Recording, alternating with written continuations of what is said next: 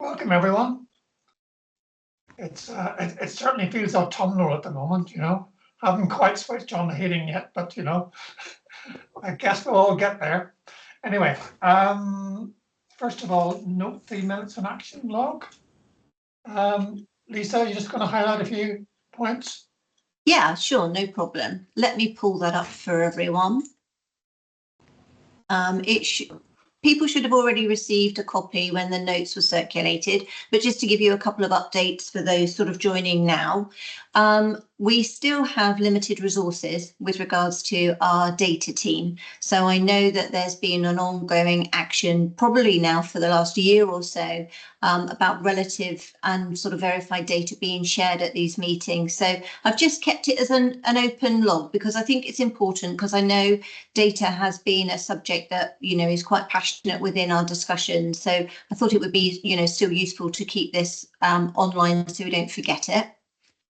As any other business topic that was raised some time back, I think probably the end of 23, Andrew raised it in respect of penile pumps being available to patients throughout the Thames Valley, and that there being an issue that with regards to Bob ICB, they're not offered as an alternative treatment for sort of aftercare. So there is sort of an update that's been shared with our CAG, urology CAG, should I say, on this. So there was a meeting that was held in July. I fed obviously back through to Andrew so far as to where we're at. A paper has been submitted with regards to a review of the present policy, and that's been actually sort of reviewed by the prescribing committee, and we're hoping to hear back, what the next steps are. So the action still hasn't yet been resolved, but work is underway to try to see if we can get to the bottom of it, and why obviously with the patient voice being incorporated into this is something that we're obviously hoping to change. So that's those two. Lisa, I just wanted to record that I was very unhappy with that, because the patient voice was not included, the result being that the paper that went off to the ICB only covers a quarter of the cases. That really infuriated me, having worked on this for some time. So yeah, quite like that to be recorded. I regard that as a major failure of patient participation group. Basically, patients were not involved at the very critical part of the project. Yeah, having been asked to be. So I totally take on board what you were saying, and I mean, I think initially when it was raised from yourself and we got clinicians involved, we did ask as to whether or not we could have you sort of sat within that panel initially, but we weren't sure of what the stage of the process would be and whether or not we can then bring you in with regards to the policy and update going forward. But it is noted, because obviously we've had that follow-up conversation following that, Andrew. So I'm happy. Yeah, but I mean, even if the ICB comes back, that does not resolve this issue, because you're only tackling a quarter of the patients. So this is basically the main issue has still not been raised to the ICB because the wrong information was passed up to them. Lisa, I think this is one of the things we can probably refer back to Nick, the new managing director, because I think it's about how we learn from this to ensure it doesn't happen again, or to see if we can improve things going forward. But let's make a note of discussing it with Nick. Okay, will do. I've mentioned about the data team. So I think then there were 3 outstanding actions from the last meeting. Claire Polk, who is our workforce project manager, she advised that there's a number of opportunities that's likely to come up with regards to patient involvement, and they'll be pivotal within her structural of team project going forward. Unfortunately, Claire's actually been off since the end of July, off from work, so I haven't had an update from her, so I've not been able to share any further details of that, but as and when she does come back, I will share that with you, of course. Vicky has given her apologies for today's meeting. So Vicky Randall from Involve, she was going to take away the conversation around linking upwards. Oh, so actually Simon's on the call. Did Vicky reach out to you, Simon, with regards to discussing the option around Berkshire healthcare and the promotion of the Berkshire West TPP. I haven't spoken to Vicky yet, but very, very happy to do so. Okay, I'll leave that open then to follow up. Yeah, no problem. And lastly, I've not heard back from Rachel with regards to the discussion at the national team as to whether or not patients who have experienced private healthcare can obviously be party to any sort of national PPV forum discussions that are ongoing. So as and when I hear back from Rachel, I will let you know. So if I then just bring up continuation of our agenda. Okay, I think the next one's the executive board, which unfortunately I wasn't able to make because they changed it at relatively short notice, unfortunately. Lisa, are you going to give us a quick feedback on this? I can. That's no problem at all. So the executive board meeting was held in July. The first item that was discussed was around the Real World Health Hub and dashboard. So just to give a little bit of context, the hub was originally designed to streamline patient pathway management and compliance with performance standard for cancer treatment. However, significant functionalities haven't actually been fully delivered.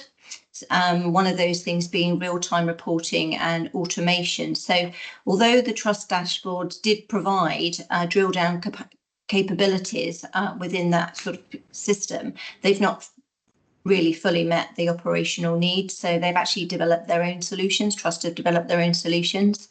So therefore, option appraisal of this project going forward is obviously being carried out and has obviously been presented to the board to review. Performance update was shared, so the backlog position of trusts, and there was also reference to the national planning requirement for 2024, and two of those items shown were, or two of those guidelines shown was around improving performance against the 62-day standard and to meet target by 70% by the end of March 2025. Also improving performance against the 28-day faster diagnosis standard to 77% by March at the same. And that's obviously towards the 80% ambition for the following year. You don't give us the actual figure for the faster diagnosis, just the target. Can you tell us what the figure is? I wasn't actually at that meeting myself. I've just been passed this information to share, but these are the proposed targets for 24-25. I'm guessing that the trust will have been provided their performance update within that executive board meeting, but I haven't been shared that information. Sorry. Okay, thanks. So with regards to finances, TVCA requested that all 4 providers submit their bids against the National Cancer Alliance planning requirements for next year. Informal meetings, I believe, have taken place, and they've also then had sort of follow-up, more formal meetings with each provider about presenting their proposals. With regards to how the money's been allocated or bids that have been submitted, the trusts were asked to basically focus on things within the national planning guidance and what's needed to best deliver the cancer plan. To make any submission sort of truly transformational and innovative and not basically business as usual, straightforward as possible, and obviously following the strategic logic we can, and not for any reoccurring bids, so where funding has been given before. The last 2 points here, directive to focus on additional funding to trusts in tiering, and also a directive to hold back some of the fundings to support trusts who may go into tiering with regards to obviously their backlog figures for 24-25. And the last update was around the SAC task and finish group. So Lyndall came to June's meeting and she kind of gave us an overview as a PPG about what that project entailed. So sort of the update from that is that the terms of reference have been agreed. The clinical SAC lead has been recruited and pharma support has been secured to actually deliver the project plan going forward. Trust biannual SAC capacity and demand assessments are due at the end of this month, And there's also recruitment underway with regards to an Ascend project manager to support this element of the SACT workforce. Does anybody have any questions? No? Okay, thanks, Lisa. All right. So moving on. In fact, actually, Willie, we've missed something here. We've missed about introducing Nikki to the group. So apologies, Nikki. Oh, Nikki. So Nikki Ridge has recently reached out and joined us as part of our PPG going forward. And I just want to give a very warm welcome, and actually just to give her sort of some 5 minutes just to introduce herself and why she would like to be involved with us going forward. Okay, Nikki. Nikki. Yeah. Hi there. So I'm Nikki Ridge from Swindon. A few years ago, finished a sort of 34-year corporate career with Nationwide. Was just trying to work out what to do with my very early retirement, and was diagnosed in February 2022 with advanced kidney cancer. So I was diagnosed at the point at which I had spread to my lungs, ribs, spine, and went on to immunotherapy.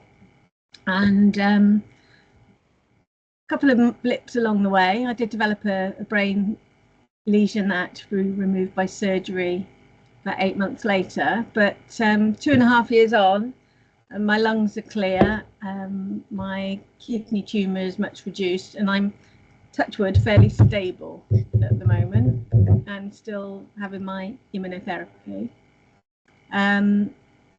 I have tried recently to speak out about kidney cancer. So I've managed to get a few couple of newspaper articles and a little story on the local BBC and things.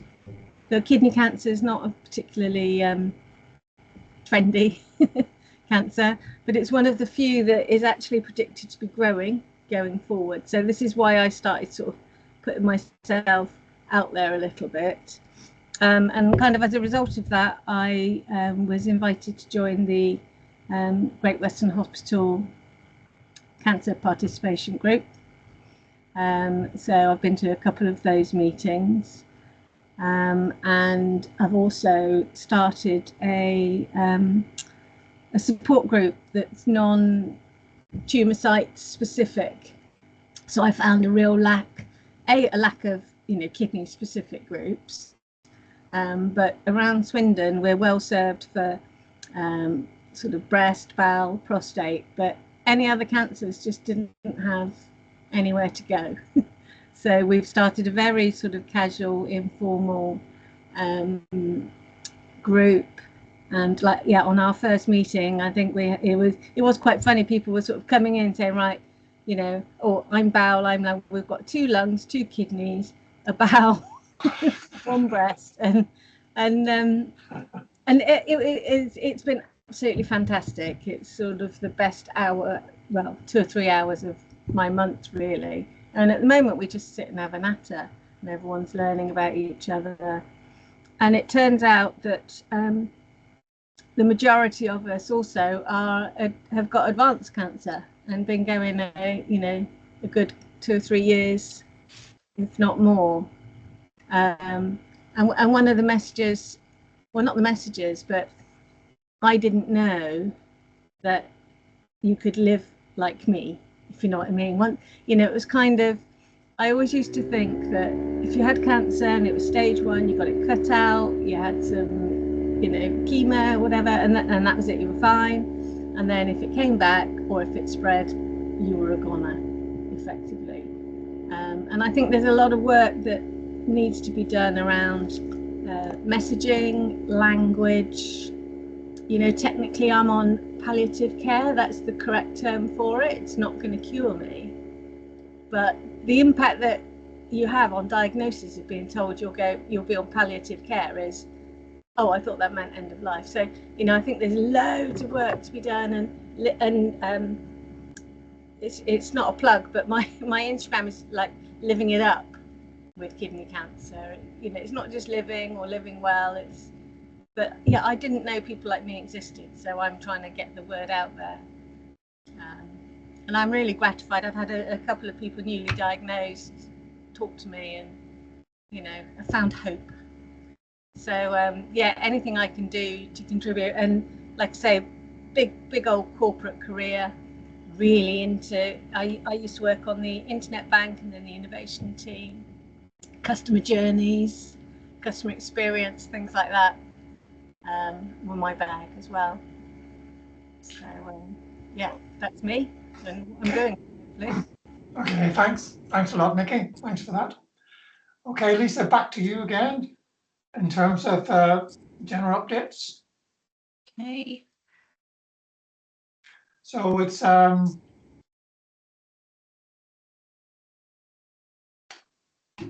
There we go.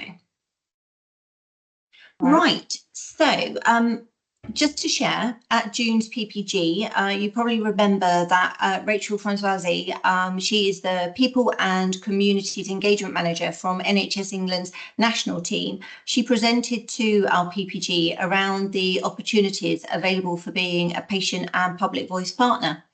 And Patrick Maguire from our alliance has sort of held this position for a number of years and represented the South East in that particular role. Well, following application and a recruitment process, I'm delighted that Saba from, again, our own alliance has been appointed to sit onto the PPV forum and to represent the South East. So she will be obviously linking in with ourselves, Surrey and Sussex as an alliance, and also Kent and Medway. So Saba's joined us today, and I was just going to ask whether or not if there was any update you wanted to give Saba around sort of your induction at the moment, or are things just currently sort of still underway?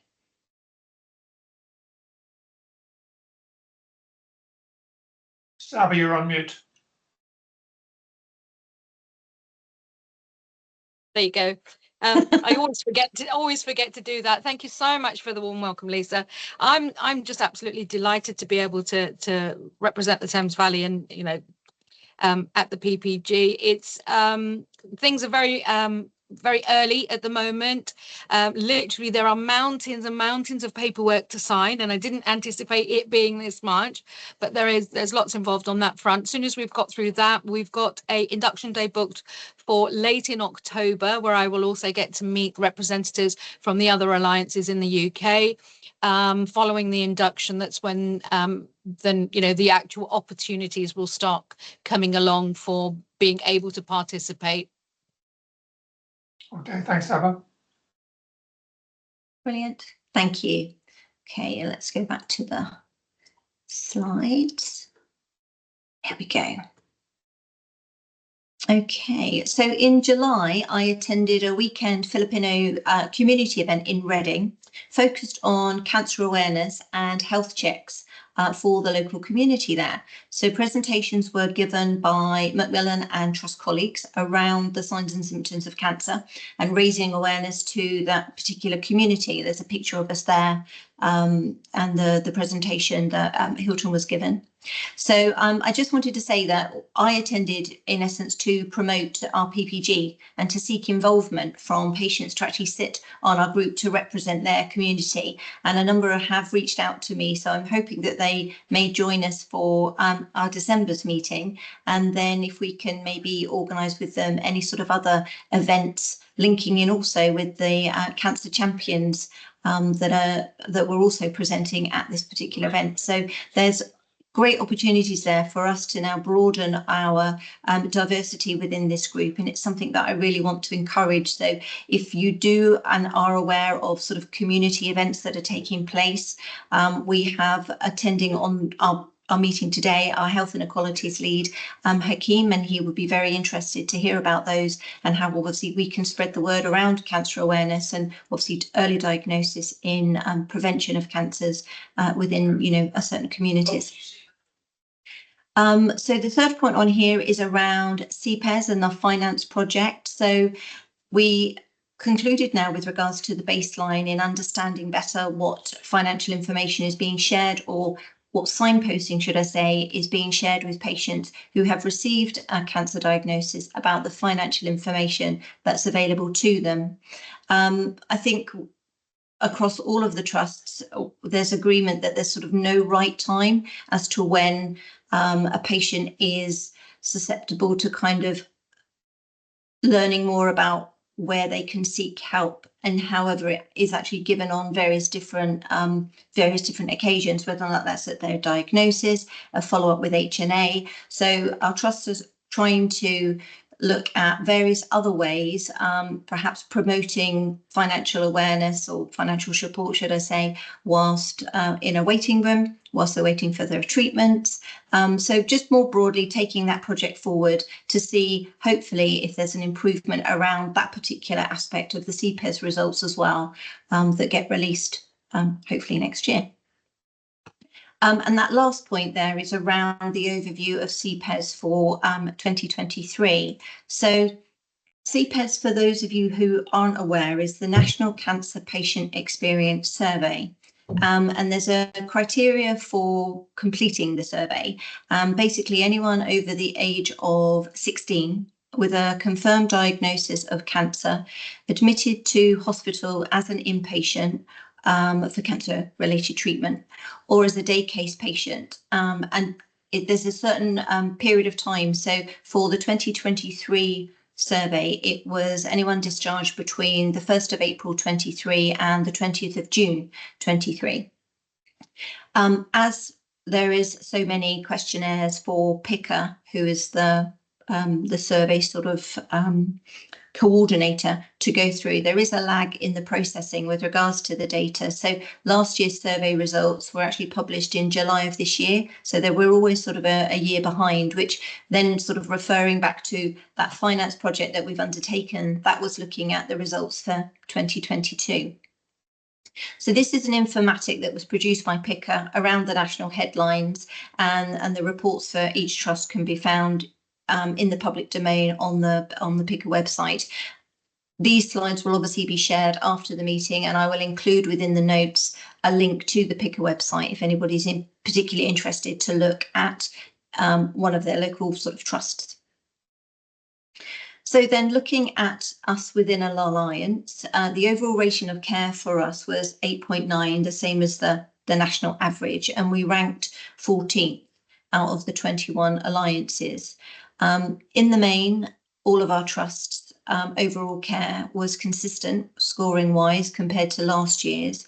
And this slide just sort of gives you an overall summary of the comparisons of results compared to 22 and 23, those that were above the expected range of the national results, and those that were below. However, rather than just know the number of questions, which have obviously improved or declined, I've actually mapped and keyed specific improvements across each question. This has been shared with our lead cancer nurses. In fact, it was shared just yesterday. And the key actually shows scores that were above and below the national expected range, scores that were below the national average, as well as a decline seen in the results for 2022. Our data analyst has very kindly worked through for me all of the tumour-specific results as well, which will be shared with our CAG leads going forward in each of those individual tumour-specific CAGs to review as to where improvements can be made specifically for those tumour sites. So in giving you sort of a general summary, the national significant areas of improvement across the whole of the country, there were 5 areas that saw 5 separate themes of improvements. I've indicated them here. So finding out you had cancer, deciding on the best treatment, support from hospital staff, hospital care, and support while at home. And they showed a significant improvement to compare to the years previous. However, there were 2 questions seeing a decline across every trust, and that was around hospital care and diagnostic tests, should I say.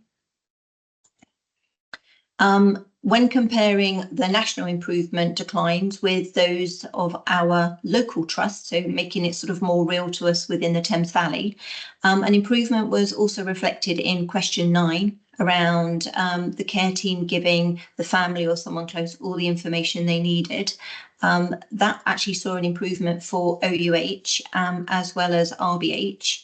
And where there was a national decline on question 31 around confidence and trust in all of the team looking after them, that was also seen as a decline by GWH in Swindon.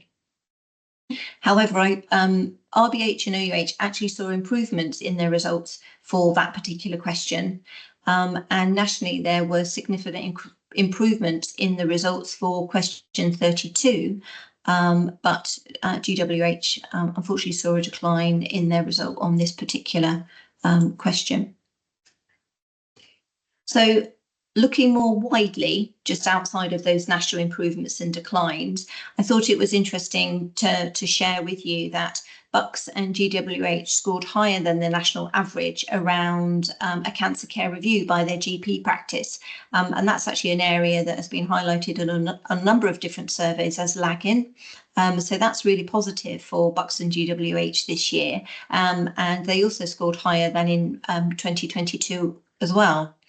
GWH, BUCS and RBH, however, scored lower than the national average when it came to their main point of contact within the care team.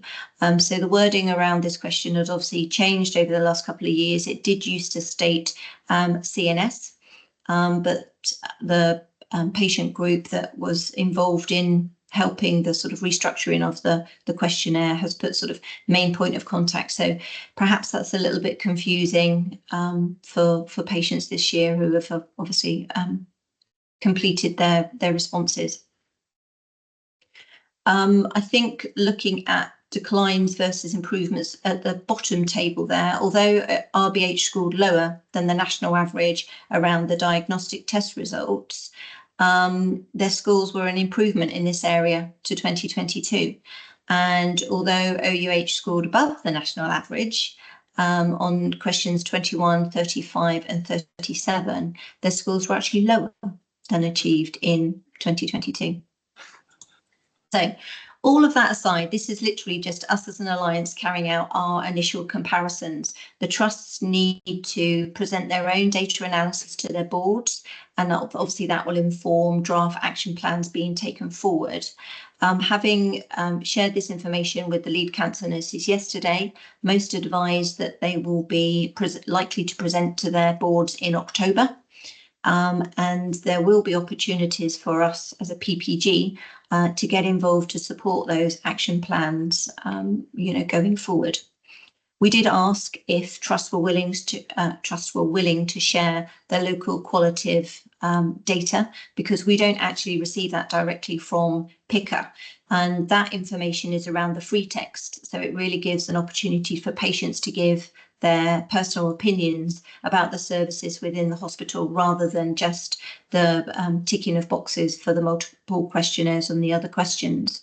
They're very happy to share that information with us, which will be really useful, because come when we need to present to the executive board in October, this will enable us to perhaps share with the board themes that are, occurring across the patch. So I will end that there and ask if there is any questions. Any questions or comments? Thanks, that's very comprehensive. And I think we have sort of had some comments in the past about not getting enough data, and we almost have a data overload there, but it's really important to try and kind of, to focus on that stuff.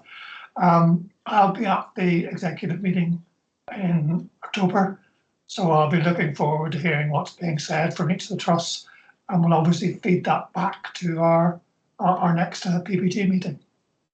Okay, thanks. Now it's time, I think, to move on to item 4, radiotherapy late side effects. So Mitch and David, it's over to you, and you've got about 15 minutes. Lovely, thank you. I can't put my camera on, I'm sorry, because I keep dropping out Wi-Fi wise. So I hope that's okay. Can you all hear me okay? We can, yes. Perfect. So I'll quickly rattle through my presentation, if that's okay, to give enough time for questions and for David to have his say as well. So it's an introduction to the new service. My name is Mitch Sharman-Else. I'm the consultant lead for the service, and I work with 2 other radiographers, and we have a navigator on the team as well. So I'm briefly going to cover the late effects, unmet needs, the project itself, how we set it up, and the launch.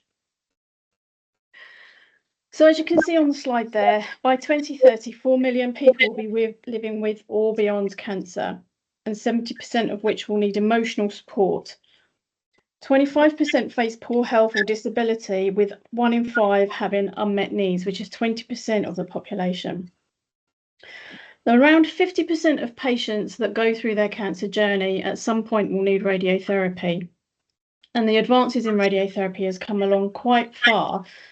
But although we're able to reduce the risk of immediate side effects during treatment, it does present itself in later side effects.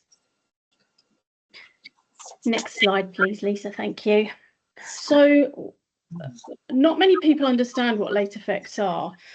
And there are a huge list of side effects related to the actual treatment itself, so what we call acute side effects.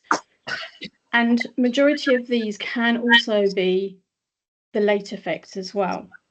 So most people return to more or less normal, and I say more or less, in some cases it does not go back to normal at all. People can go back to their normal lives in relation to work, home, responsibilities, etc.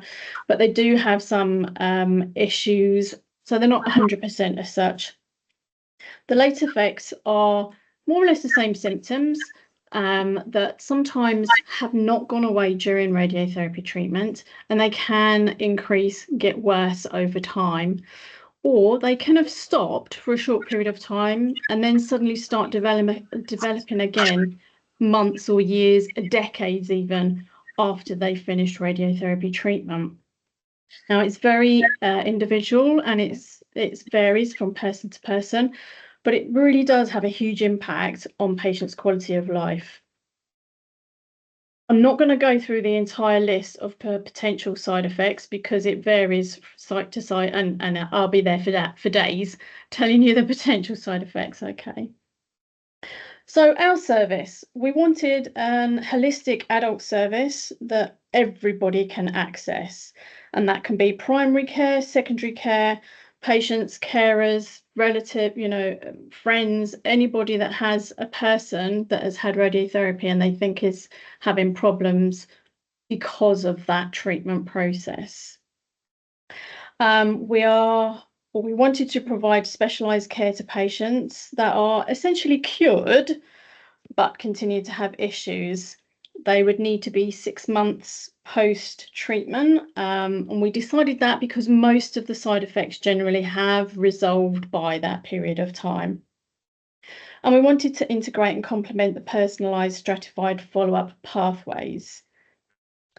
Feedback from other service users that already have access to late effect services through quality of life questionnaires, audits, etc., have shown that it's really beneficial for patients. And essentially, we could be offering support to up to 300 people a year just in the Thames Valley area with our new service. Next slide, please, Lisa. Thank you. So the project was led by Dawn Bowers, who is a consultant radiographer in the Churchill Hospital, and I basically joined the bandwagon a few months after she started the service. We both attended the prehab rehab master's module, which gave us even more incentive to get this project going. There was huge collaboration between many areas of different staff, including radiographers, clinicians, anyone that would listen to us, and anybody that was interested in supporting patients with ongoing side effects. We created a steering group, and we had input from some amazing patient representatives. one of which is DAFED. And without them, we would not be where we are now, because it really has helped us from a patient point of view to understand what they need, rather than us thinking what patients need. We've attended education days, support groups, health and wellbeing events, and as I said, anybody that is willing or even unwilling to listen to us banter on about the late effect service. So we're now at the point we are funded by Macmillan for 3 years. It's a radiographer-led service, and it offers face-to-face telemed and video consultations across Oxford, Swindon, the Bucks areas and Milton Keynes. We've got physical face-to-face appointments available in Oxford, Swindon and Milton Keynes, and we can also offer the other forms of consultation and as and when patients' needs or musts occur. We can offer a whole range of support. It's not just listening to the patient, which is really important. We also can offer psychological support, lifestyle changes, information about self-management tools and support. We can also prescribe for the patients. So if they are in need of a particular medication that we can support them with, and then hand over to the GP for longer term support, then that's really helpful. And we can also refer on to specialty services when required, so that we don't have to keep referring back to the GPs for them to then refer on back into the services. But it's really important to know that it's not always possible to eradicate all of the late effects completely. So it's education for the patients to help them understand that side of things as well. Next slide, please. So we've got this, what we feel at the moment is a robust inclusion and exclusion criteria. So we've thought quite hard and compared ourselves to other services. It is going to be an adult only service. We do have a paediatrics and TYA service, and they do have lifelong follow-up, if you like. So they would not be included in our referrals. It is just anybody that's had treatment as an adult. Doesn't matter where they had their treatment, as long as they now live in the Thames Valley area, and it is a minimum of 6 months post-treatment. Obviously, it needs to be issues related to their cancer diagnosis and their radiotherapy treatment. It doesn't matter if they've also had surgery, chemotherapy, hormone medications or immunotherapies, as long as they have had at some point radiotherapy. Unfortunately, we can't see anybody that's living outside of our area now, or at the moment, should I say. So launch. We have done an internal launch, so that would be the Oxford, Swindon, Milton Keynes hospitals. Any of the consulting teams or specialty teams can refer into us. There was an internal communications that went out a few months ago, and I think we've had 2 now to remind people of the service. It includes our referral forms, our email address and our telephone contact number. Now, we did a soft launch so we could test everything, make sure everything was robust enough, or if there's anything that we're missing information-wise, then we can tweak and get ready for what we're calling the full launch, which should be communications going out November, December time. We didn't want to launch at Christmas because obviously there's other things going on, festivities, medical staff, not medications, medical staff would be on holiday, etc. So we didn't want to miss the big bang, if you like. And we're hoping to have some sort of roadshow events or education presentations that we're still doing at the moment, to get out and meet support groups, gate crash anybody's meetings, and the possibility of obviously cakes, balloons, music, fanfares, all of that sort of stuff. So that was a quick whistle tour. We do have our contact there, which is an email address and a telephone number. The QR code there only links to the email address at the moment. Our website is not live. We are in the process of getting that up and running. So we've got information on our internal intranet and the website itself, the internet. And it will also have links to other support to help patients, not just our service. So the PRDA, for example, Macmillan information, local support groups, all of that sort of thing. Okay, thank you, Mitch. And that's us. Thank you. So I'll hand you over to David, if that's okay, so he can tell you about his input and the importance of the patient's voice in our service. Okay, thank you. David, over to you. Okay, well, thanks, Mitch. My name's David, David Charles, and I'm one of the patient representatives for the late effects service. I live in the Oxford area.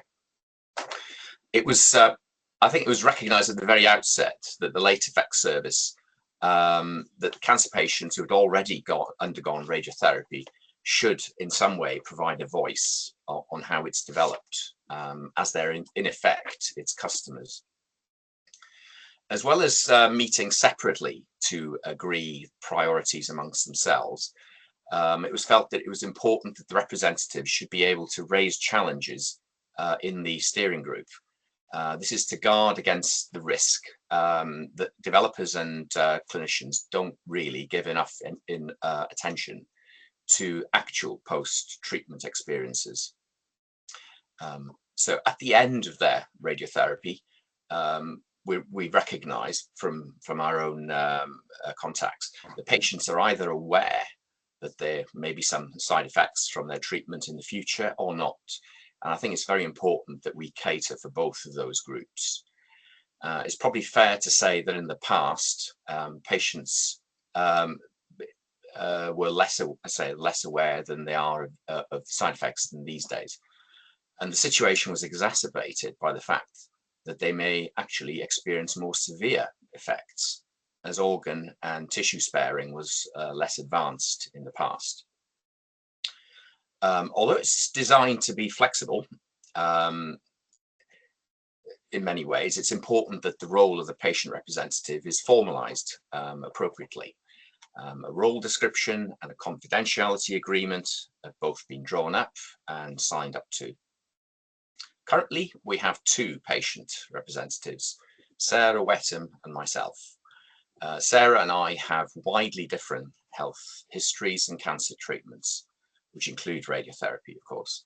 That said, we've been struck by how our concerns overlap to a very large degree and what we think would be ideal in terms of a service, notably how it can be advertised and accessed post-treatment. It's fair to say that as well as referring to our own experiences as examples of the type of support from the NHS we would consider ideal, we recognise it's very important to draw on the views and experiences of other cancer support and community groups, as well as our friends and families. For my part, I'm on the committee of the Oxfordshire Prostate Cancer Support Group, where very much the delayed effects of radiotherapy are raised. And I'm also on the patient advisory group of the Pelvic Radiation Disease Association. In Sarah's case, her experience and involvement are less formal, but as she is open and honest about her own experience of treatment and living with the side effects, she is often called upon to support individuals from her local community who are embarking on their own journey. And finally, we think another key aspect which Mitch has referred to of what the service can provide is psychological support and encouragement to patients, particularly as there is a widespread fear of everything connected with radiation. And understandably, perhaps, along with that, or probably causing that, an ignorance of the unwanted effects of radiotherapy months and often years after treatment. Thanks very much. Okay, thank you, David. I think that's been a very helpful and full presentation, and we're obviously at the kind of the beginning stage, and it'd be really helpful perhaps to have some feedback, later on once we kind of, things have been going for a while. But does anyone have any questions or points they'd like to make at the moment? Any thoughts that anyone wants to share? Lisa? Thanks, William. I just wanted actually to pass on some comments to Mitch and David from Kath, who wasn't able to join today. So we obviously went through with her the presentation that you were going to give, and she was quite interested to know around when, as a cancer patient, you go to see your GP, is there any signs on a GP record that flags to them that you are a cancer patient or ex-cancer patient, and therefore your symptoms may be related to that, rather than that you have a tummy upset and therefore your doctor thinks that you might have IBS or something like that? Is there anything within the primary care setting that actually flags that you are a cancer patient? Unfortunately, Lisa, this is something that we've talked about quite a lot. It varies so much from GP surgery to GP surgery. For example, Daffy's experience is he can ring up and they know exactly what he's been through, and they don't question why he's calling, whereas others have to literally tell each time they ring to say, I've had this cancer or that cancer, I've had this treatment, I've had chemotherapy, and I've been advised to call you for this, this, and this. So it's really, really difficult. So it's something that I know they are working on really, really hard to bring that in, so everybody is singing from the same hymn sheet and flagging up in the same ways. But because not all surgeries use the same systems, it's a little bit more complicated than that. So hopefully with our service and our education to the GP services, they will be able to put something in place themselves in the interim period that will allow them to know immediately that the patient has had treatment or chemotherapy or whatever cancer treatments, to what area of the body, and potential red flags. Because when we send our end of treatment information, we tell them what their red flags are and what potentially could happen short term and long term, and a few hints and tips or where to look for support for that. So with our service, we're hoping to plug that gap a little bit more.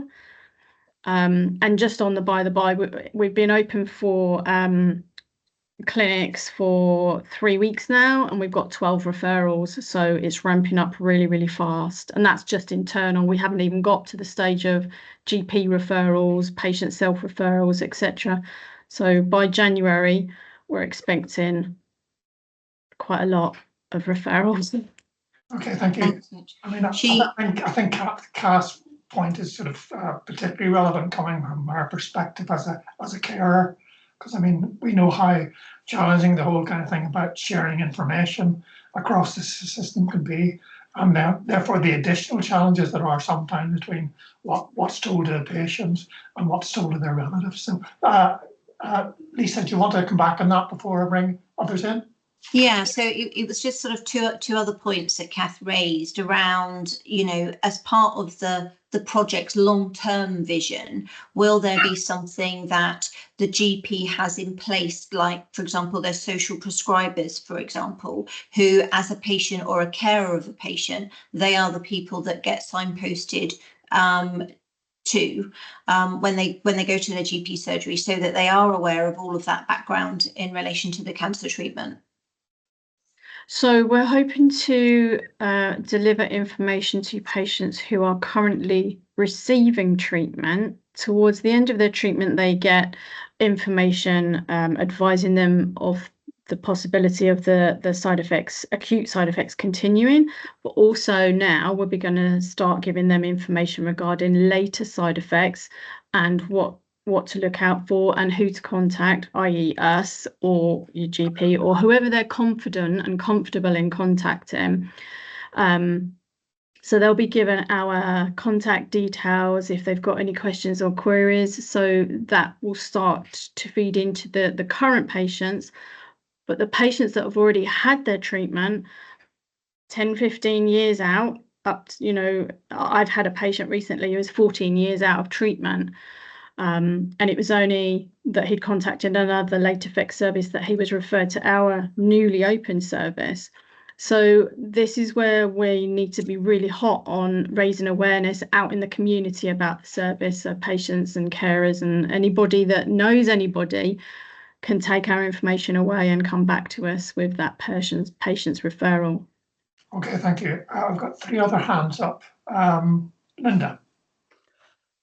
Thank you. That was very interesting. I think it is a very necessary service. My question is rather, I mean, do other treatments lead to late effects, and what plans are there for late effects after chemo or surgery? Is radiotherapy more likely to lead to late effects than the other treatments? That sort of thing. Thanks, Linda. No, I think they are as equal in having their side effects. There's always side effects from surgery. You've got your scarring, your tissue scarring, your physiotype restrictions. Chemotherapy has just as many potential side effects and ongoing problems.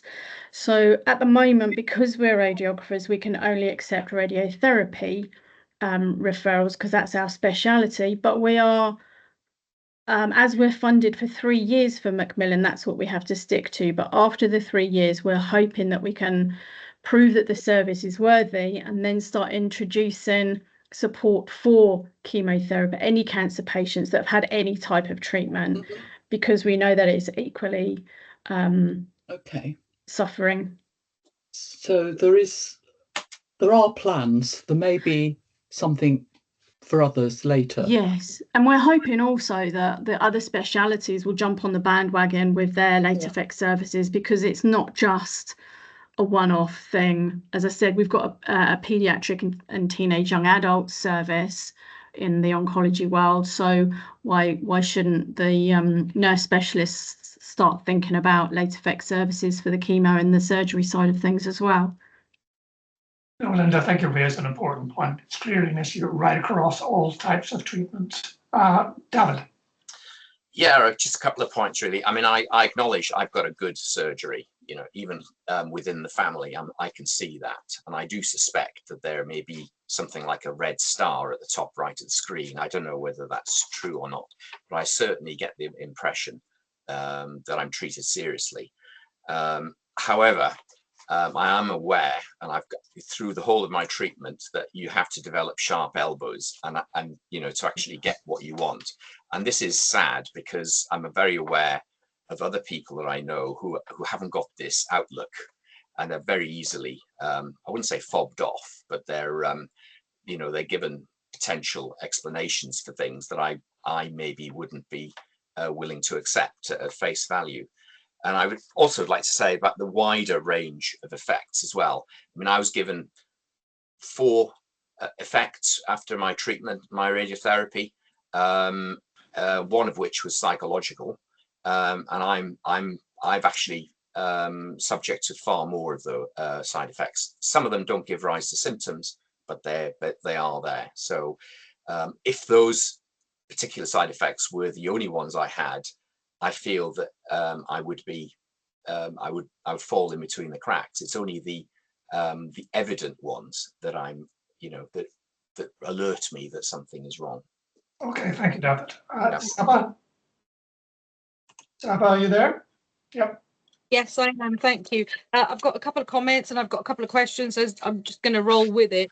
I really resonated with what Lisa was saying, that there is a lot more that can be done and needs to be done.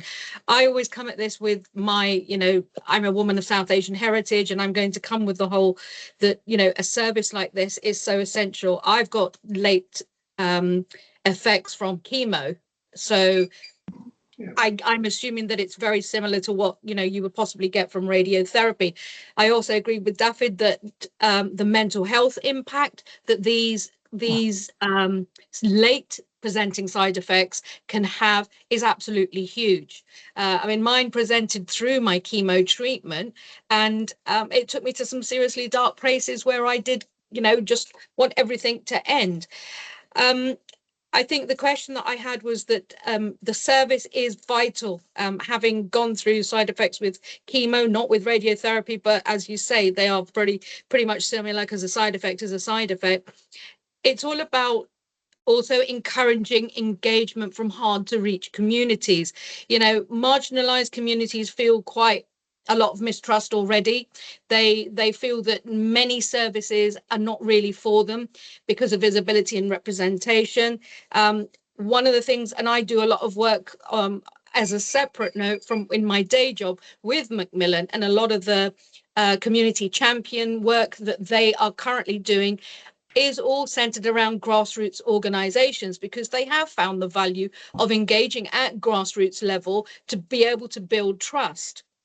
So just, you know, your thoughts on how to be able to ensure that this service also takes into account the needs of people from different diverse backgrounds, religious, culturally, marginalized community, BAME community, all of that. Okay. Thank you. That's really pertinent, because I'm really enthusiastic about reaching those groups, because they're the ones that don't speak up. They're the ones that are most likely not to engage in the service. So I have started to work with a group in Milton Keynes that is supporting that exact thing. And we're trying to, as I say, gate crash on everybody's groups and meetings, and going out into the community to raise awareness of what late effects are and what that means to the individual people, and understand how they would like us to support them in being able to be confident in contacting us and coming to see us, or even if it's just, do they want us to go to their GP surgeries and have a room in their surgery once a month so they can come and just have a chat rather than actual referrals to the service. My first patient that I had was really concerned exactly about that sort of thing, and we had a half an hour video consultation just to go through their fears, let them speak to me about their pathway, their experiences, how that made them feel, how that's brought them to this point in their pathway, and for me to express how I would address those issues and what the service would be able to offer to support them. And that made a huge difference, because then they were really eager to make an actual appointment, and they wanted to see me face to face rather than a telephone call or online video consultation, which was huge, because I was wholly prepared to just have a telephone conversation and potentially a video conversation with them if they felt really nervous about coming in. But obviously the half an hour chat made that difference, and they came in and they were so engaging, where they previously, historically, their letters were showing that they were not engaging with any appointments that were sent their way. They'd lost their faith completely in the NHS. So it was a huge thing for them to come in and talk to me. So I was really quite pleased at that. Okay. Yeah, and that's the major thing. You've hit the nail on the head there. It's getting over the mistrust first. And once you're over the mistrust, BAME communities, marginalized communities, are happy to engage. They're happy to participate. They're happy to get involved. But it is breaking down those barriers. That's the most important part.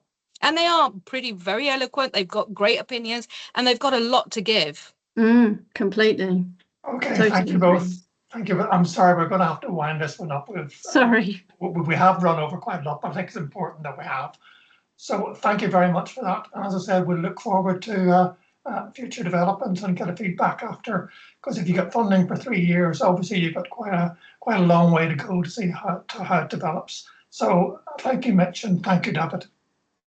Okay, we're moving on then to item 5, and we've got a video. Lanny and Samantha, are you here with us? So hi Lainey. I shared the video link with everybody as part of the agenda, because I didn't think that we would have enough time to cover it today.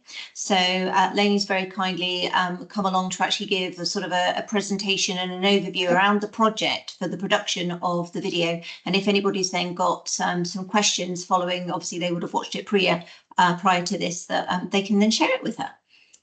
Okay, Lainey. Hi. Hello, everyone. Thank you so much for having me. I'm having some technical issues my end, so my camera keeps flicking on and off, so I do apologise. I may just appear. I hope I do. So that's my screen. Thank you so much for sharing that. So I'm Lainey. I'm one of the breast CNSs from the Churchill Hospital in Oxford. I'm here to talk to you about our breast surgery video and the impact that it's had on our service. So we completed our video in 2024, earlier this year. And what it does, it demonstrates the patient's surgical pathway. So there is a link circulated. So please, if anybody wishes to watch it, please feel free. And so the main aims, oh, the next slide, how do I click this? Oh, sorry. Are you sharing your screen, Lainey? Sorry, I thought I was sharing mine. Apologies. Oh, sorry. Can anybody see my screen? Sorry. Let me. Oh no, I'm sharing yours. I think.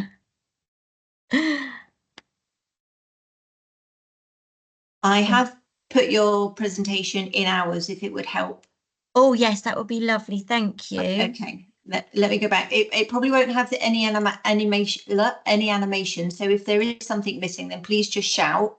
Oh, thank you so much. But it's just introduction and aim of video is what I'm sharing at the moment. Perfect. And then the next slide.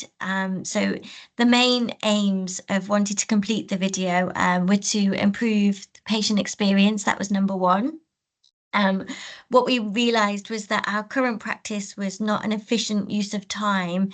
So to prepare people for surgery, historically, we used to bring our patients in and it would take approximately 1 hour per patient to prepare them for their pre-op and their post-surgery care. And on average, we do this for 20 patients per week. So we felt that we needed to really look at that and see where we can reduce those times. So we went digital, and that was where the idea of the video came from. And what the video does, it provides visual images to help prepare patients of what to expect before and after their operation. So they get to see key places that they'll attend throughout the hospital, day surgery and pre-op, those types of places. And also they get to meet the surgical team on there as well before their arrival. So that can just help them feel more familiar with us and the hospital before having their breast surgery. And what we have found is that overall it's helped to decrease their anxieties around coming in and having their operation. And so the second aim was to personalise care. We still put in the call to our patients, but it has significantly reduced the time. So the call times are now approximately 10 to 15 minutes per patient. We ensure that they've watched it and they've understood it, and it allows us to answer any questions that they have, and it gives them the time to really process the video and write down their questions for us, and we can help answer those questions and tailor the care specifically to them. And they can also use it as a point of reference as well, and they can rewind it, rewatch it, refer back to it when they wish to, and they can watch it in their own time with no pressure. We also wanted to help involve our families. So we are very focused on our patients when they come into hospital, but we wanted the families to feel a part of their experience as well. And what we have found as well, which has really helped us, particularly with our elderly patients who are in their 80s, 90s, who find sometimes the video difficult to access. This is where we really get our families to help us, and they access for their mum and their auntie, sister. They help to access it and then watch it together. together, and then they generate questions together. So they've really appreciated feeling more involved and included. And finally, it has reduced our workload significantly, and it's allowed us to focus on other areas in the service, which needs some improvements. And more importantly, we've been able to support our patients at other parts of their pathway, and which has really helped us ensure we're delivering a real holistic approach with their care, not just the surgery side. We're really now more able to be involved with their oncology side as well. And that's us. So there's a link to the video there, and I'm very happy to answer any questions. Okay, thanks, Leonie. Thank you. Any questions? Any questions or comments? Thoughts?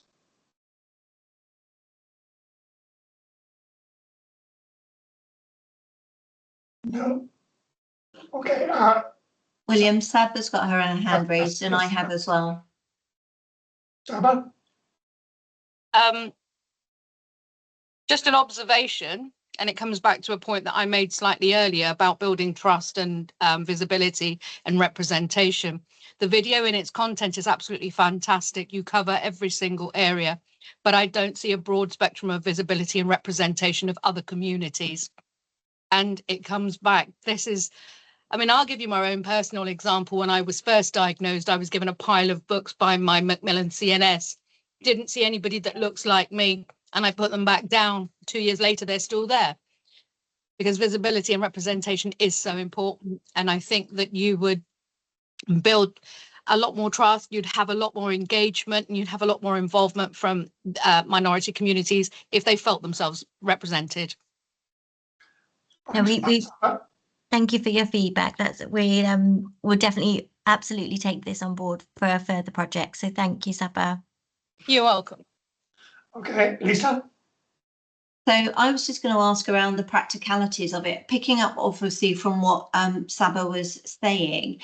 It depends, I guess, as to whether or not you have patients that are willing to come forward and to be involved in the kind of aspect that obviously Lanny's created. So it may well be that there wasn't a wider, diverse patient element to her patient group to come forward. And obviously that's an area that we're looking at evolving ourselves. So I just wanted to ask Lainey as to what was your approach in securing the patient involvement that you did? How did you advertise it? Was it something that was sort of more local? Did a patient approach you as to this was an area that she thought she could help support because she felt that that would have been something that she reviewed herself? Yeah, that's a very good question. When we were doing the briefing as well, our videographer from the OUH team said they wanted somebody who was away from their surgery and treatments, who was so at the end of their pathway essentially. So yes, we advertised it to a broad spectrum of patients, and we didn't have great response back. So it was quite difficult to recruit to. We had obviously our main person filming throughout, but then we did capture some people in day surgery as well. There was a patient on the day of her surgery in day surgery where she was very happy to be involved as well. So that's what we were trying to represent, different communities on there, but she wasn't in the video for very long. So I can appreciate feedback from Saba for that. But yes, it was difficult to recruit. Okay, thank you, Lainey.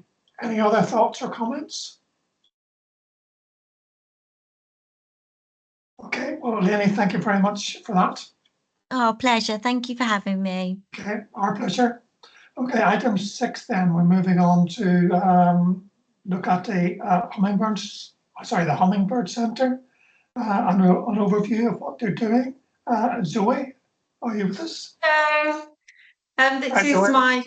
Hi, nice to meet you all. My first time on this call to your meetings, and it's a pleasure to come along.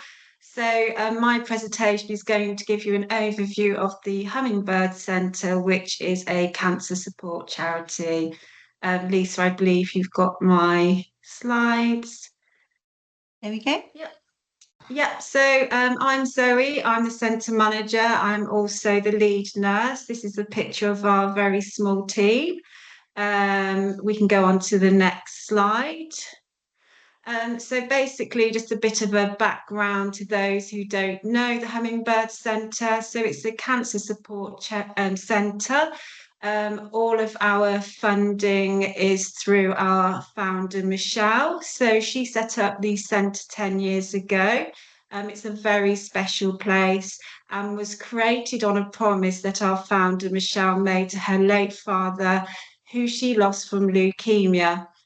The centre has gone from strength to strength. It started with a very small room, and now we are a huge centre seeing over 500 guests per month. We create a safe and confidential environment for our guests who will come along and open up about their journey. As of course we know, cancer affects everyone and anybody connected to it, and it affects the emotional, physical and mental side to us all.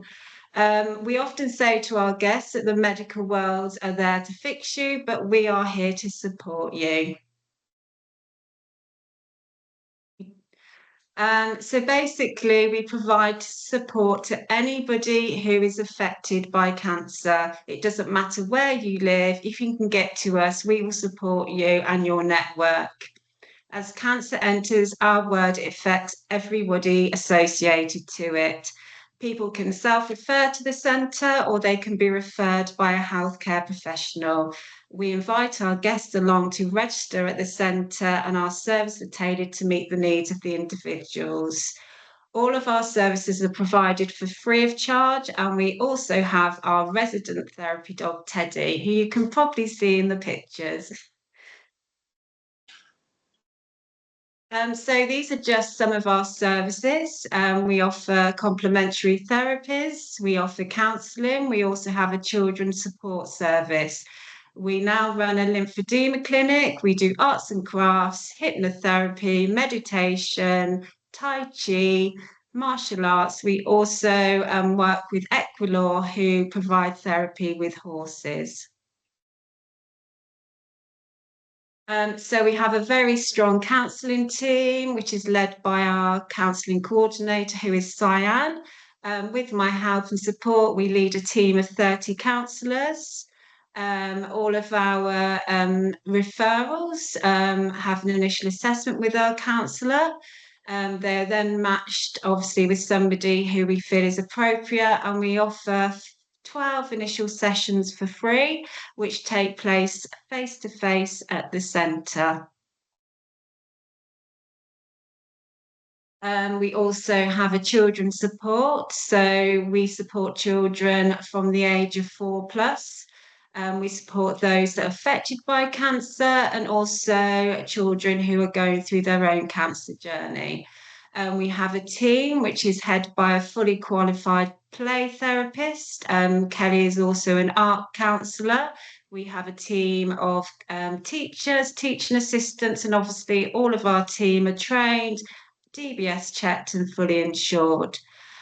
Some of the services we offer are obviously counselling. We do one-to-one support, group facilitations, and obviously we offer empathy and understanding to all of the children we support.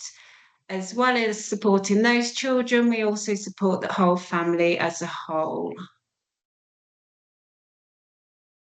As I've mentioned, we also run a lymphedema clinic. So obviously lymphedema can affect individuals that have had cancer. This can be affected due to the treatment they have, the surgery or the radiotherapy. Our clinic is nurse-led by myself and Gemma, and we support all of those patients with cancer-related lymphedema. Referrals can be made by a GP or a clinician who is involved with the patient. Our referral forms are available on our website, and we support any referral from Buckinghamshire, Oxfordshire and West Berkshire. I've also included our email address on there for anybody who may need that for any questions moving forward. So within our clinic, we have 2 clinic rooms. Obviously, our patients give great feedback because we are not based within a hospital or a hospice. Also, our patients get all the facilities that are available within the Hummingbird Centre. So any referral to our clinic, we also register them as a guest at our charity.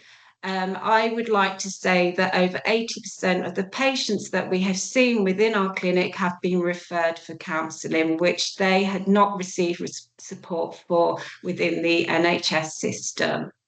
Our clinic is open 4 days a week from 10 till 4. There's always a nurse and a therapist on duty, and we can commit up to 32 appointments per week. All of our patients at present are seen and given an appointment within 2 weeks. So those who are on a waiting list can now be referred over to our service and seen a lot more swiftly.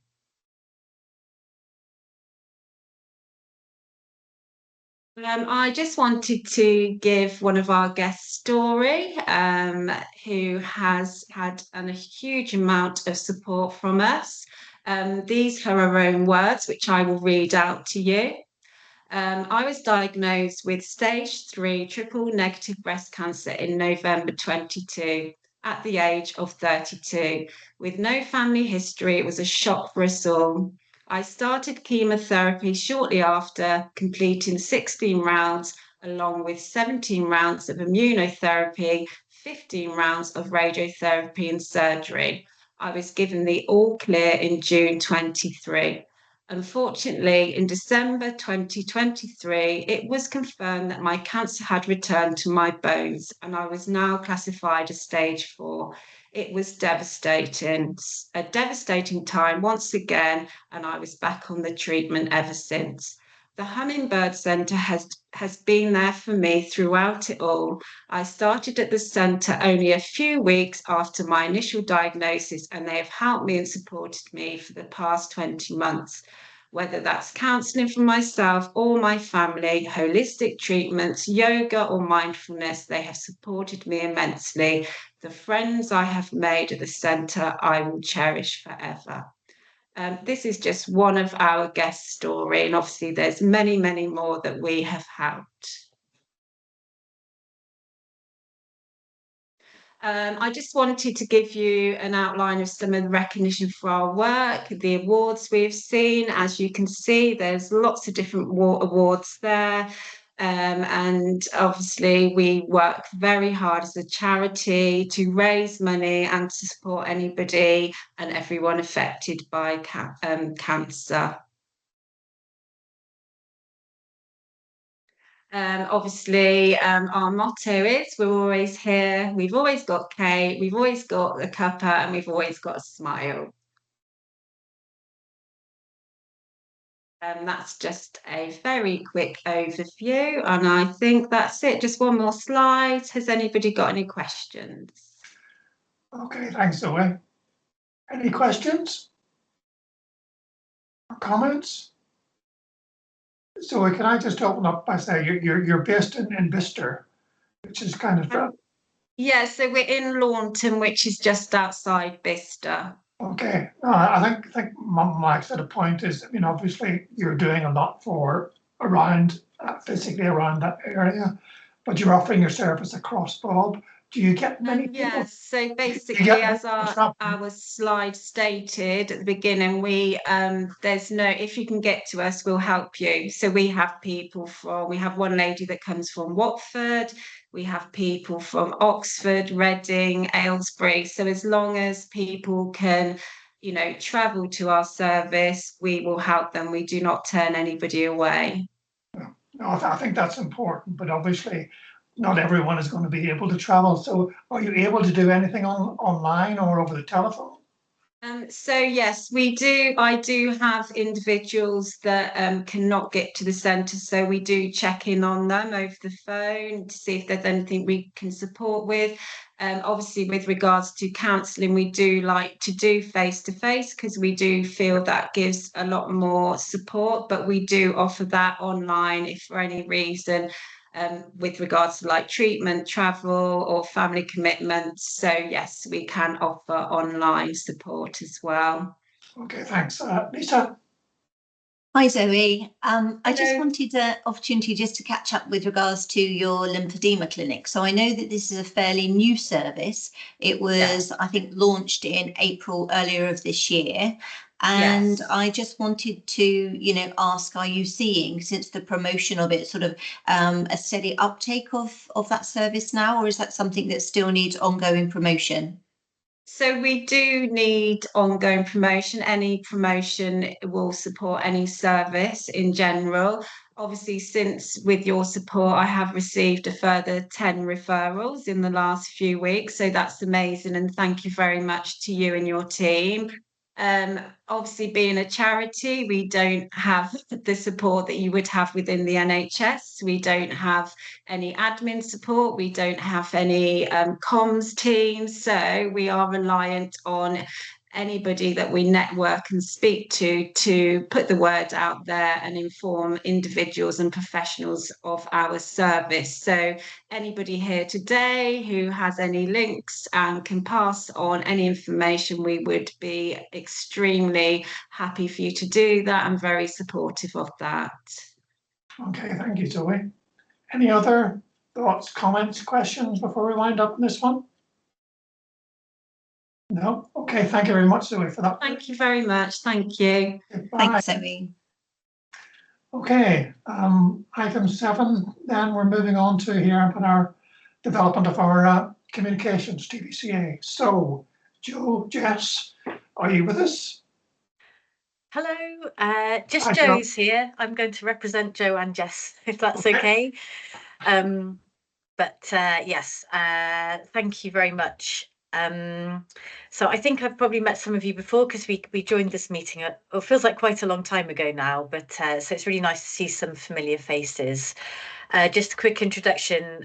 My name's Jo Page and I work in the communications and engagement team in NHS South Central and West. So we've been working with Lisa, Lindell and the rest of the Alliance over the recent months just to help them to review their communications with stakeholders, come up with a new strategy as well to see if there are any areas of improvement. So we've been working on that for quite a while now, and we've just got it to the point now where it's with the Alliance to review and take forward.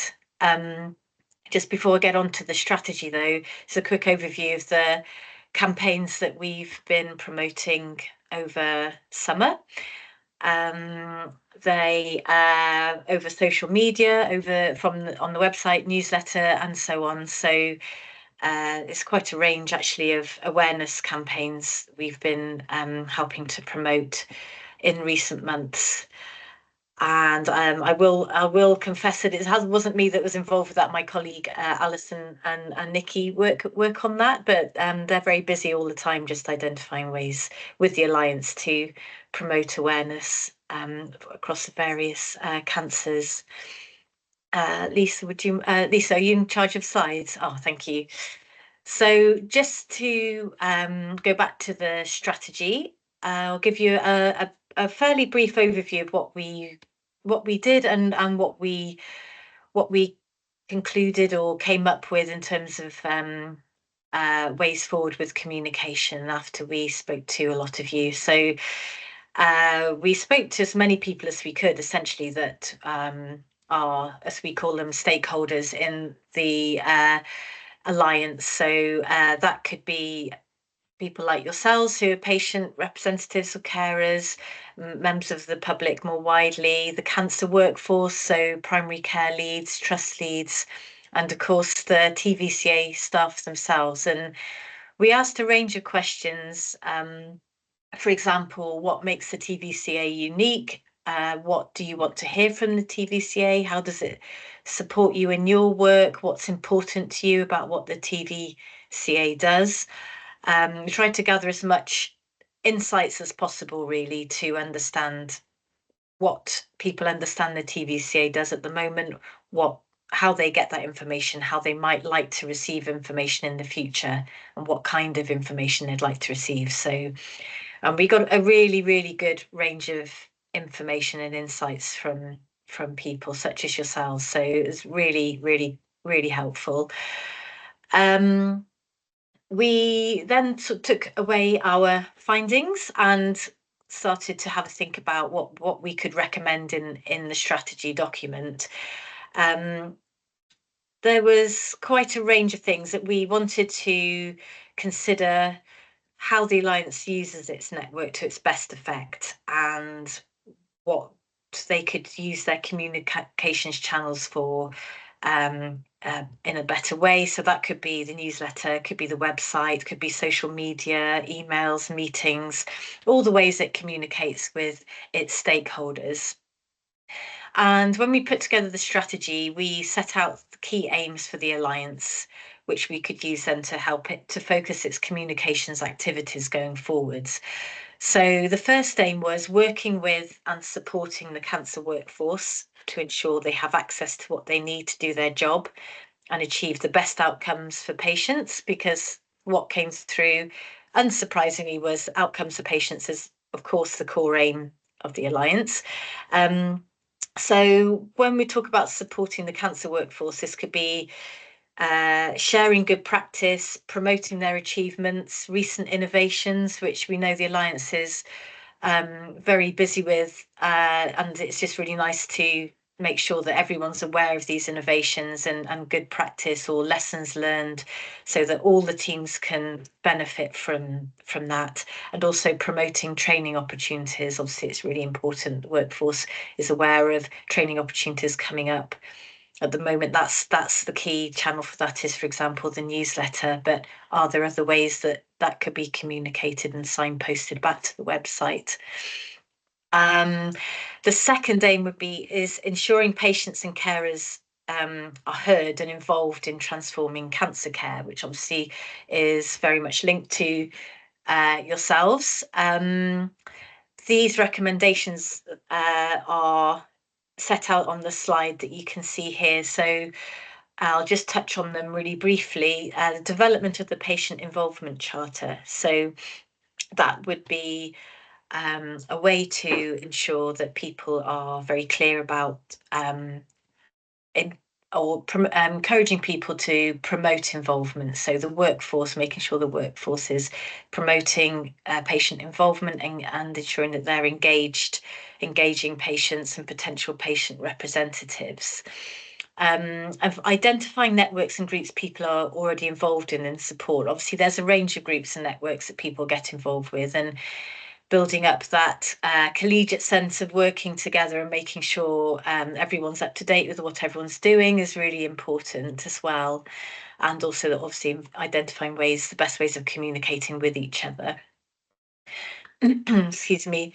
Developing ways people can get involved and ensuring there's a good range of opportunities. So I suppose this is something a lot of people are already aware of. Some people have different time commitments to others. They're available at different times of the day, the week. Some people can get involved quite regularly and put in quite a bit of commitment to representative role. There are other people that maybe there may be a barrier to getting involved, so they could work full time, may have families, they may have both. They may be carers that are very busy with that role. So it was really, we were thinking about, well, are there other ways that we can promote that patients can get involved, maybe on a more of an ad hoc basis, or we've put low intensity here, so maybe not so often, and then making it quite clear that you don't have to commit a lot of time, just to try and encourage more people to come along, because as I'm sure you agree that the broader range of patient representatives that are involved in feeding back to the Alliance, the better, because there's so many different backgrounds that we'd like to include. The next one was identifying and promoting the outcomes of patient involvement. So this is more about keeping people engaged and making people feel that what they're contributing on a voluntary basis is listened to and incorporated in the Alliance's work. obviously that takes place, but it's making sure that it's communicated back in a way that works for everybody that's involved. So that would just help to keep people motivated, and also to encourage more people to join if they can see that they are influencing cancer care in the Thames Valley. Increased partnership working, so the community groups and voluntary groups that are out there, as well as the systems, so NHS teams, for example, and care teams. This is talking a little bit again about finding people that maybe might not naturally get involved with patient involvement, so there are community groups on the grounds that might have access to people who represent areas of the community that may not perhaps be being represented at the moment, or not so often. And so just making sure that those communication lines of communications are quite strong between the groups, so we can keep the groups updated, but also they can keep the Alliance updated on what they're up to. So that's really valuable. And the final one was induction packs and role descriptions. So and also regular briefings. So it's just something that when people are showing an interest in getting involved as a patient representative, giving them a clear idea of what their role would be, and showing that there will be a good level of support from the Alliance, so that offering that reassurance. And in terms of the role description, also offering that reassurance, for example, that you don't have to be a subject expert, you know, it's that just to try and encourage people to get involved, just making it very clear what they'd be expected to do, and reassuring them as well that they've got support and they wouldn't be expected to know a lot already about cancer care in the area. So that's a little overview of what our sort of the main thrust of the strategy was. We also looked at things like what's the main audience for the Alliance, and how that would inform how they communicate, and also keeping obviously all the time that core goal of improving patient outcomes, and making sure that that's very clear in all the messaging that goes out. My final point really was is just to make sure that in the strategy we wanted to make sure that all the communications channels were being used in a way that in their best way. So social media for example, campaigns, and linking people back to the website for more information, newsletter to the workforce, making sure that they're getting the information they need, and also that patient representatives are receiving their information in ways that's really useful and convenient to them as well. I think that's probably covered the main elements of the strategy. It's now sat with the leadership team, so it's all subject to revision and sign off, so there could be some changes, but that was the main elements. Those are the main elements of the strategy. And so yes, that was all, but if anyone has any questions, I'd be glad to take them. Okay, thanks, Jo. Can I just open up? You talked about it being with the leadership team. Can you just clarify what you mean by the leadership team, the TVCA? The TVCA, yes. So Lindell and team have got it now, just to feed back on it and let us know if anything needs revising at all from their point of view. And therefore, at what point do you expect it to become final? Any idea? I don't know. That would probably be a question for the TVCA. I don't have a fixed date. Sorry. Okay, we can clarify that with Lindell then. Lisa, any thoughts or comments? Well, no, the only other obviously thing to add is for anybody on the call that hasn't signed up to the TVCA bulletin but would like to. So that is something that we send out on a fortnightly basis, that the colleagues from our CSU compile and put together for us with regards to information that we share with them. So if you would like to receive it, by all means pop your email address in the chat and we can add you to the distribution list. I believe it goes out to around about 600 people at the moment, Jo, or is it? I think so, yeah. So I'd meant to call up the Excel spreadsheet, the distribution list, but yeah, it's got a really good broad range of people it goes to. Yeah, it's definitely in the 600s. And it never used to be circulated with our patients, that was something that we wanted to change, so that sort of the more generic programme across all areas of sort of cancer is shared with our stakeholders and also with our patients as well. Okay, thank you. Simon? Thank you. Really, really interesting. Just a conversation we've had in Reading this last week in terms of where people don't have English as their first language. And there's been lots of talk about inclusion. And we heard from a couple of patients that had received letters from hospitals. So I'm just wondering in terms of this sort of subject as well, if there's any kind of tools for getting information out to patients where English isn't necessarily their first language. That's an important question, I think. Jo? Yes, yeah. It's one I'd have to take away. We definitely looked at language barriers when we were putting sort of scoping, I suppose we'd call it, asking everyone for feedback. I guess it always comes down to resource and funding. But I Lisa, I don't know if you were able to answer for me, but I'm sure there's some provision in place already. It's certainly something that we've pulled up as barriers to inclusion in terms of, yes, or are there any issues in terms of, for example, people relying on their children to pick up messages and translate them, and then of course that news could be quite upsetting. I can't call to mind anything specific in the strategy, but that's possibly something that we'd go into more detail as that strategy was improved and we started to then make a communications and engagement plan.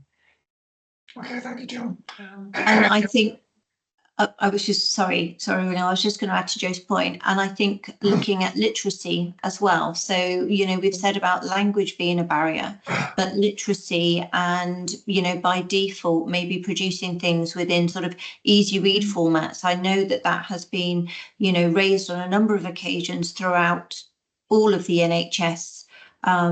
Sort of business planning, whether or not it's leaflets that they already have, letters that go out from the administration system to try and make them as simple as possible. And that obviously then sort of reaches out further for inclusion, those with sort of learning disabilities, etc., as well as just sort of language barriers. Yes, I suppose there's also the accessibility element to that. For example, the website and which we've sort of made a note of as well, just constantly assessing the accessibility of communications channels. So that's another sort of element to that, I suppose. Okay, thank you. Alex, to see you flashing up your hand there, have you changed your mind? It was to talk about easy read, and then the minute Lisa said it, I took my hand down because I thought as long as easy read get yes, because it just covers. It also covers people who've got dementia, so it's not just a language barrier; it's just simplified. Yeah. And quite often with easy read, if you put in a link to further reading, anybody who wants to do that can do it. But we should have everything in easy read. So our invitations for mammograms. Anything, you can always then ask for additional information if you want it. So thank you, Lisa. That's why I put it back down again. Okay, that's really important. Andrew. Yeah, I was going to say the same, but one of the prostate cancer charities, Prostate Cancer Research, publishes all their literature with the intended reading age of 13, which is apparently enables them to get to a very significant proportion of the adult community who don't have a very good reading age in the UK. Okay, thank you. Linda? Just a thought, which may or may not help. My GP surgery website has a tool that you can click into and translates the website content into any number of languages. And I did look at the French once because I do sort of have a smattering of French, and it seemed to be quite similar to the English, but it seems to work for a lot of languages, and I'm not sure what exactly it is and whether it would work for a newsletter. Oh, that's interesting. As someone who's trained as a translator a long time ago, be very interested to see that link, Linda, if you don't mind. But yeah, it's certainly it's a note, and it's certainly something that we've noted to take away is language accessibility and yeah, reading support with reading levels as well. So, but yeah, thank you for flagging those. Yeah, and I guess that the other thing that none of us can sort of answer is what the impact of AI is going to be in terms of all this stuff. Although it's easy to say, but like anything else, not everyone at every level is going to have access to AI. So there are barriers there, literacy, computer literacy, a whole range of other things. Yeah. Christine, you're joining us for the next presentation, but did you want to make a comment or question on this? Yeah, I just wanted to add what obviously Simon said about Reading and Berkshire West, and just wanted to flag there is, a big Cancer Champions project covering Berkshire West with over 40 cancer champions, and they work very closely with all partners and especially the trust to look at materials for people from diverse communities with English not as their first language, and also they accompany people to appointments. They've done so much work, so it's and the connection is there. The connection's there with the Cancer Patient Partnership in Berkshire West. So I think it's just would be good to link up as comms across the patch. I mean, Lisa knows the project very well, don't you? The Cancer Champion project run by Nisha, and I know Nisha occasionally comes to these meetings, but it's very important, I think, here that, as I say, we look at what's available and work with partners to try and see if we can get these messages out, so any other messages that could go out around patient participation, we could use that Cancer Champions project, definitely. So. Okay, thanks, Christine. Joe, any final points you want to make for a wrap up? I don't think so. I think that's covered everything, but I've just been making a few sort of notes. But yeah, thank you, Christine, for flagging that. It ties in with what we'd mentioned about just working with making sure there's sort of the clear lines of communication with local community groups and other teams. So yeah, thank you. No, that was all. Thanks. Okay, thanks, Joe. Christine, over then to you to item 8 on our agenda, the Macmillan update. Okay, thank you very much. Just to introduce myself, my name's Chris Cowart. I'm an engagement lead, and I cover Berkshire West, Buckinghamshire, and also Milton Keynes. I just want to say at the beginning on a general Macmillan update, a few of you will probably know that Macmillan have been going through an open strategy process the past year. And this will come into effect from January next year. And there'll be lots of changes to structures. And I must add that we've only just found out about them ourselves this morning.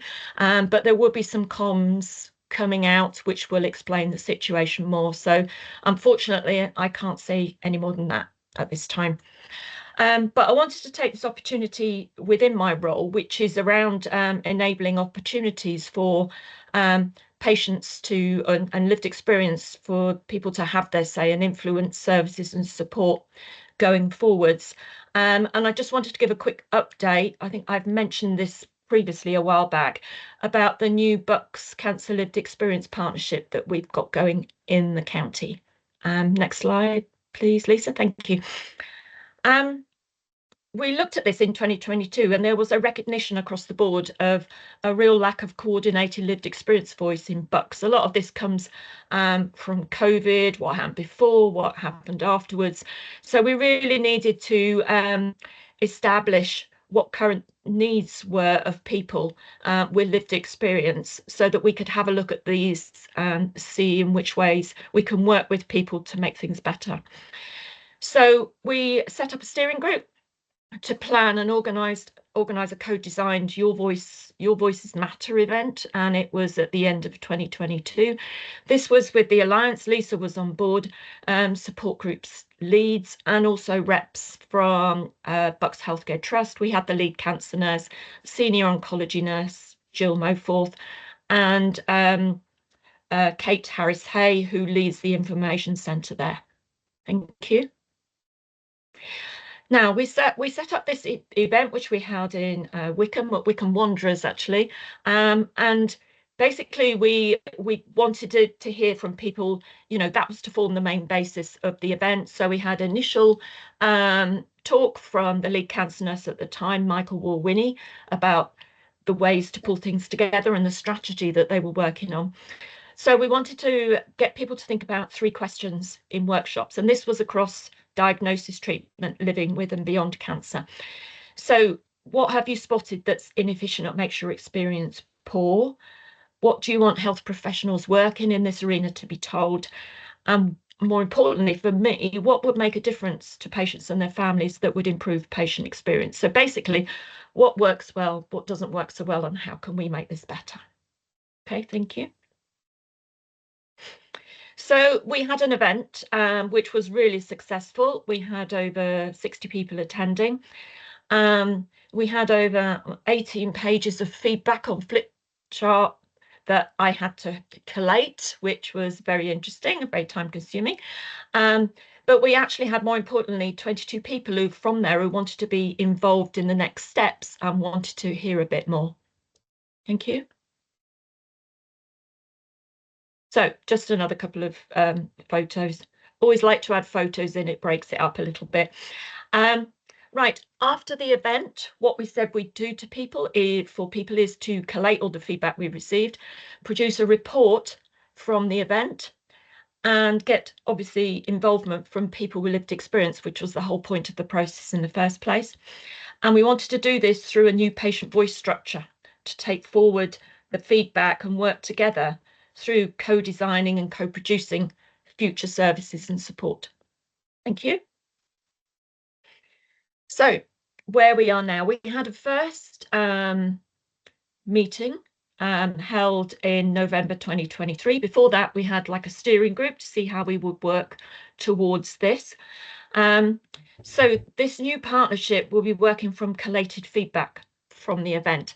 So what we did, we condensed all that feedback down, trying not to lose a lot of the comments that were made there into different subjects like information giving, communication, the carers, GPs, primary care. There were quite a few subjects that people wanted to explore a bit more and felt that we needed some improvements. We actually based this structure on the Berkshire West partnership model so as not to reinvent the wheel. We put it to the steering group to use their terms of reference. Obviously, comments were made and changes made along the way.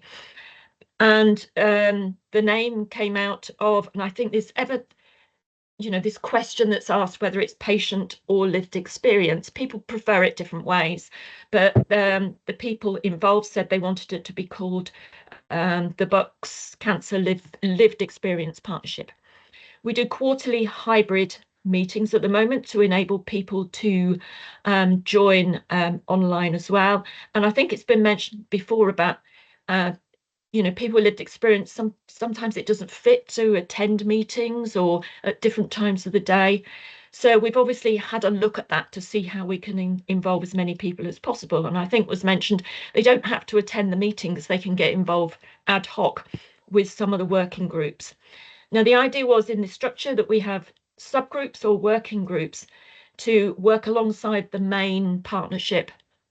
And the first working group established was agreed as information and communication. And as you can imagine, this is a huge subject and really covers a lot of stuff to be unravelled.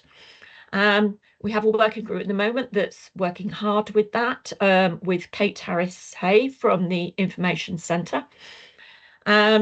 We're looking at a further working group, and planning is in hand around the whole process of patient experience, from maybe national surveys right down to when you have to respond on your phone with 5 stars, or how was the experience. And it was trying to understand how this works, and the most important question that's being asked, where does all that go?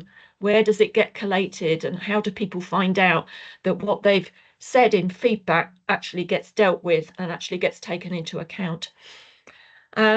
We want a link, which I've discussed with the new lead cancer nurse, Colette, to try and get a link to the Trust Strategic Cancer Overview Group to get out there that we have this central point now for lived experience work that's going on, and the message is getting through across different quarters. I must add here that I know we're now 18 months down the line, but from experience in setting up the Berkshire West model, these things do take time. They have, you know, sometimes 3 steps forward and 2 steps back. So we wanted to go quite slowly with this to make sure that we get it right moving along. Also, it's very important to get back to everyone to say, look, you came together at this event. What really happened? We made some comments. How are you working with them? So we did a brief, you said we did update sort of 6-9 months into the process, but now we're preparing another more substantial, you said we did, so that some things that have progressed further, people can say, oh, well, yeah, thanks for that. We've got the feedback. We know that something is being done. And in that case, trying to encourage more people to join in so that they know their feedback is being listened to. At the moment, myself and Kate are leading on this partnership, but that was never the idea. It's meant to be lived experience led. So we are still actively recruiting for a lived experience chair and vice chair. And we have sent out the roles. We have role descriptions which we have sent out, but we haven't quite got there yet. And we also have plans to link the Berkshire West Bucks and Milton Keynes partnership, I know Linda's here today, through maybe an online forum in the future, but so that partnerships can get together. And I know obviously that the idea is that partnerships, in which they do, feed into this PPG forum as well. So we've got that 2-way feedback of what's happening, and we can all work together. So that was, oh, just quickly, that's the structure. All right. Sometimes it's easier to see of all the people we've managed to pull along with us along the way. The ones in yellow are the ones we haven't quite got to yet. Primary care, as we know, sometimes can be a bit of a challenge to involve. And we need to look at voluntary and community sector involvement. We did have someone, but she left the organisation, the Clare Foundation, that we were working with. So those are the 2 areas that we need support, but that is the overall structure at the moment. So. Okay, thank you, Chris. Any thoughts, comments, or questions for Chris? It seems good. No. Good. It's obviously been very comprehensive, Chris. Thank you for that. Yeah, but I just wanted to add, which, you know, we've been talking about, obviously someone raised a very important thing about minority ethnic communities and how we can reach underrepresented communities. And I think this is somewhere that is linked, should be linked to the lived experience partnership, as it is in Berkshire West with the Cancer Champions. And there is an outreach worker within the Stoke Mandeville Hospital footprint, which is funded by Macmillan, to look at underrepresented communities. But she is actually on maternity leave, but that will be picked up again. But I think it's something that we will pick up with the lived experience partnership to see if we can put our tentacles out to make sure that we are reaching communities. Yeah, which is very important. So. Okay, thank you. Linda, you were mentioned in dispatches there. Anything quickly you want to add?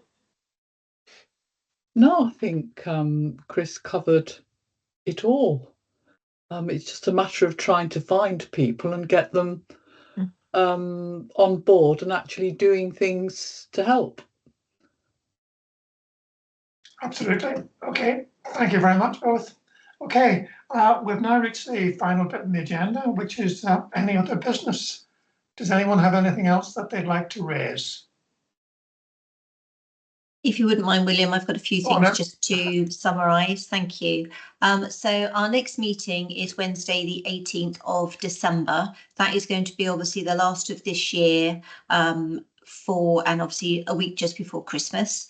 Looking at the timetable for meetings next year, we are hoping to continue them in line with the executive board and the delivery group rhythm, so that we've got William's voice feeding into the executive board and Kath's voice feeding into the delivery group from this group, and obviously then sharing, as I did earlier on about our executive board update, back down into the group. Just to highlight that we have, as of 3 weeks ago now, a new managing director in post. Her name is Nick Beach. Nick has some ideas around how to take the Alliance forward. Whether or not the executive board and delivery group structures and dates change, we'll need to discuss with her going forward as to what her plans are for the Alliance. But at the moment, that is our plan, that we make sure that, you know, whatever is presented to the executive board is fed down into the delivery group and then down into this group. As Chris obviously has mentioned about the bucks, in essence PPG, last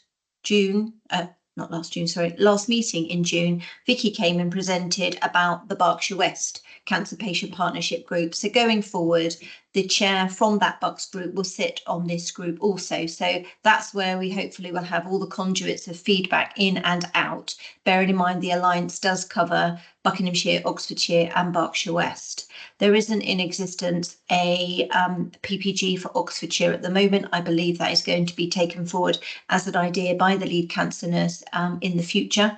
And whether or not we use the models for the Berkshire West and obviously Bucks and this group, rather than, you know, reinvent the wheel, that needs to obviously be looked at. Just another point, I've had an update with regards to the cancer care map, and I'm not sure if those people on the call are aware of the cancer care map, but basically it's a charity organisation where they are linked into sort of nearly, I think it's roughly about 5,000 local and national services that you can search by postcode within obviously your local area. So they've had a overhaul of the map. There's new facilities, new services. I'll put a link in with the notes that we share. And if you are interested and it's worthwhile sharing with your support groups, etc., you're more than welcome to do that. And the information that they share on that cancer map is updated editorial every 3 months. So if as a cancer support group, your name appears on there, I suspect that you will probably be, or your secretary will probably reach out via the cancer map editors, and obviously your information, make sure that it's the latest up to date so that patients can obviously contact you via that means if that's appropriate. That was it from me. Thank you, William. Okay, thank you. Well, thank you very much for everyone joining us today. I look forward to seeing you all on the 18th of December. Take care. Bye. Thanks, everyone. Thank you. Thank you.